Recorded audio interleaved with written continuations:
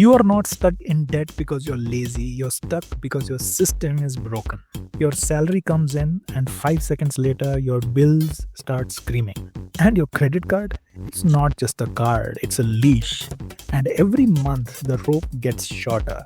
Everyone wants your money except you. We treat debt like a character flaw. You're irresponsible. You should have saved. You need to earn more. But here's the truth.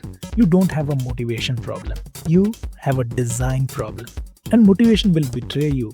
Design won't. Let's talk about the broken system you're trapped in. The salary comes in, you feel rich. You spend. You hope there's enough for EMIs or credit cards. There is not. You roll it over. The interest kicks in, and then you repeat the process. That's not budgeting. That's panic in a loop. And here's how we flip it. Step number 1. Name the enemy. Don't be vague or write it down.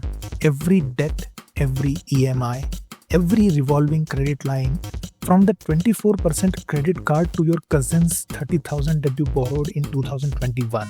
If you can't name your debt, you will never escape. Step number 2. Consolidate or attack. But pick one of these. Option number A is debt consolidation. Take one smart personal loan, use it to clear all your smaller, messier debts. Now you've got one EMI. Lower interest, less stress, easier to automate. And then there is option number B, which is the avalanche method. No new loans, just plain strategy. Start with the debt that's bleeding you the most.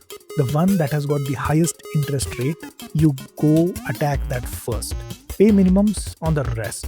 Kill one, then the next. The leaks get smaller and you move faster. You see, the snowball builds confidence, but the avalanche builds freedom.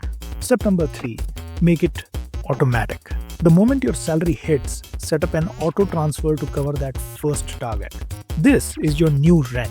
You don't argue with rent. You don't skip rent. You just pay it. Step number 4. Delay spending by 3 days. Add a 72-hour delay between your salary date and your spending account. Let your money breathe. Let your impulse fade. Step number 5. Add friction. Delete all the saved credit cards. Either memorize them, which means you'll have to type in every single digit, or pull it out of your wallet, look at it digit by digit, number by number, and punch it in.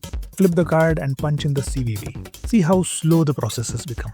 Block all the UPI apps, but only keep the one that you absolutely hate. The one that you don't like the design at all. The one that doesn't feel like you just did a rewarding activity. Freeze your credit card online. Set a credit card limit for each transaction and on a daily basis. Turn spending into effort, because effortless is how you got here.